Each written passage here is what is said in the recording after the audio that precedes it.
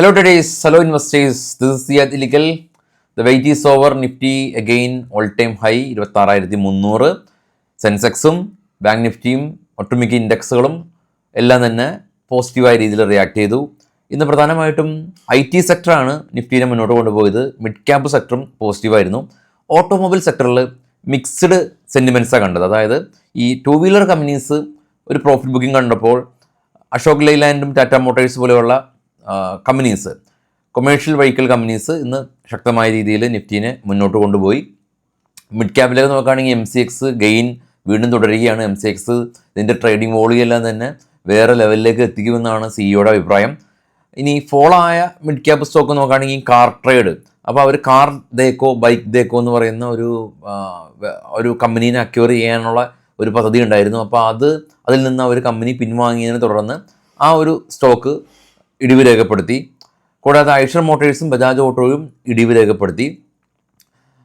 KPI IT companies എല്ലാം തന്നെ 6%, കോഫോർജ് അങ്ങനെ മിഡ് ക്യാപ് IT സ്റ്റോക്കുകൾ ശക്തമായ രീതിയിൽ നിഫ്റ്റിനെ പ്രൊട്ടക്റ്റ് ചെയ്തു.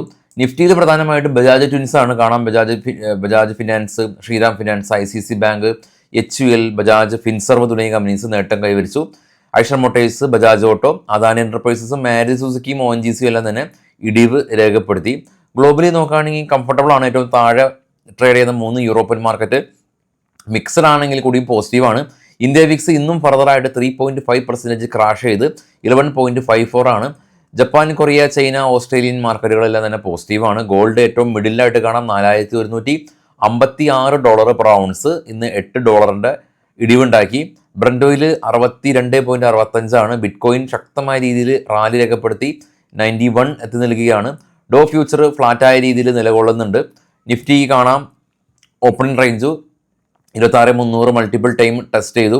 ഒരു ഫോള് ഇന്നത്തെ ഹൈയിൽ നിന്ന് 160 പോയിൻറ്റിൻ്റെ ഫോള്. 26,150 നിന്ന് വീണ്ടും ഒരു റിക്കവറി. 26,220 നിഫ്റ്റിയുടെ ക്ലോസ് ഉള്ളത്.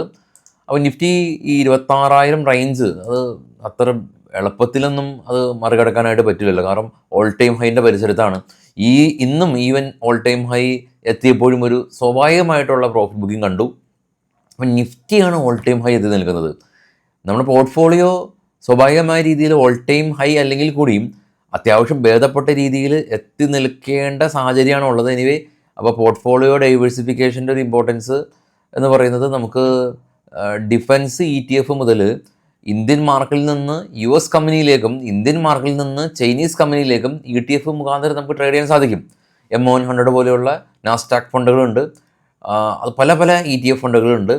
അപ്പോൾ അതൊന്നും നമുക്ക് അതിലേക്കൊക്കെ നമ്മൾ ഐറ്റം കൽപ്പിച്ച് നമ്മൾ ഒരു സെറ്റ് ഓഫ് സ്റ്റോക്കുകളുടെ പുറകെ മാത്രം പോകുമ്പോഴാണ് നിഫ്റ്റി ഓൾ ടൈം ഹൈ പോയി രാജ്യം അല്ലെങ്കിൽ ഇൻവെസ്റ്റേഴ്സ് എല്ലാം തന്നെ അതിൻ്റെ ഒരു ആഘോഷത്തിലായിരിക്കുമ്പോൾ നമുക്ക് പ്രത്യേകിച്ച് സന്തോഷം തോന്നാത്തതിൻ്റെ കാരണം ഇതിൻ്റെ ഒരു റിഫ്ലക്ഷൻ നമുക്ക് കിട്ടിയിട്ടില്ല, നമ്മുടെ പോർട്ട്ഫോളിയോ ഇല്ലാത്തത് കൊണ്ടാണ്. അത് ഒരു പരിധി വരെ പോർട്ട്ഫോളിയോ ഡൈവേഴ്സിഫിക്കേഷൻ എന്ന് പറയുന്ന പ്രക്രിയയിലൂടെ നമുക്ക് മാറ്റങ്ങൾ വരുത്താനായിട്ട് സാധിക്കും.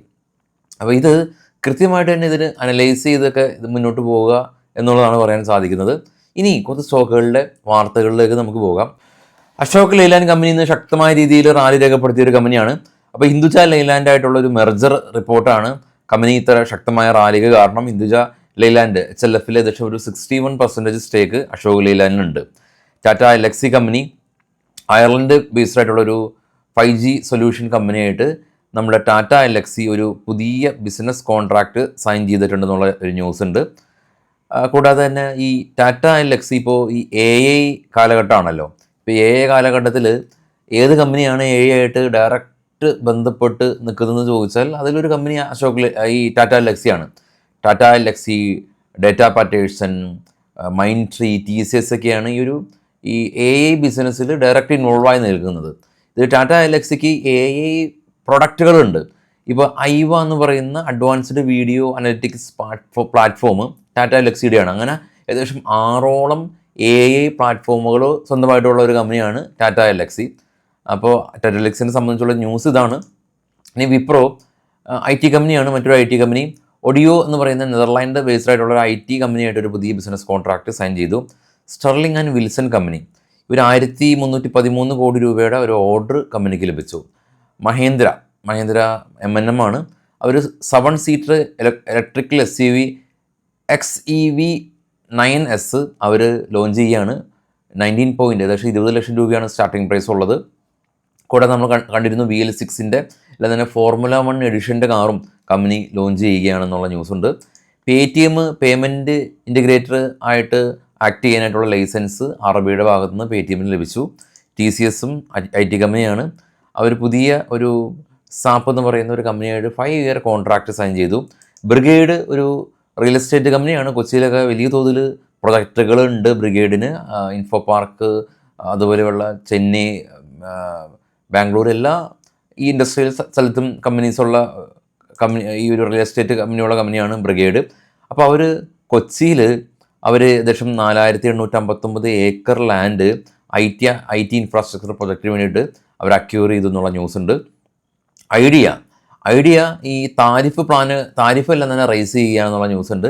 ഇപ്പോൾ കമ്പനി, അതായത് എയർടെൽ ആവട്ടെ, ഐഡിയ ആവട്ടെ, ജിയോ ആവട്ടെ, ഇവരുടെ താരിഫ് വർദ്ധിപ്പിക്കുന്നത് നിക്ഷേപകർക്ക് അതൊരു ഗുണമായിട്ടാണ് റിഫ്ലക്റ്റ് ചെയ്യുന്നത്.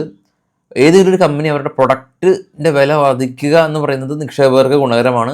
അപ്പോൾ നമ്മൾ ഈ കൺസ്യൂമേഴ്സിൻ്റെ പോയിൻ്റ് ഓഫ് വ്യൂയിലൂടെ അല്ല, കമ്പനിയുടെ പോയിൻ്റ് ഓഫ് വ്യൂയിലൂടെയാണ് നമ്മൾ നോക്കിക്കാണേണ്ടത്. ഇനി Tata power company, Tata power ഗുജറാത്തിൽ മുൻഡ്രയിൽ ഇവരുടെ പ്ലാന്റ് ഉണ്ട്.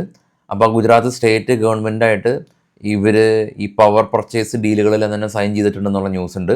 ഇമാമി കമ്പനി, ഗോൾഡ്മാൻ സാക്ക് എന്ന് പറയുന്ന റേറ്റിംഗ് ഏജൻസി ഇമാമീനെ അപ്ഗ്രേഡ് ചെയ്തു എന്നുള്ള ന്യൂസാണ് ഇപ്പോൾ ഉള്ളത്.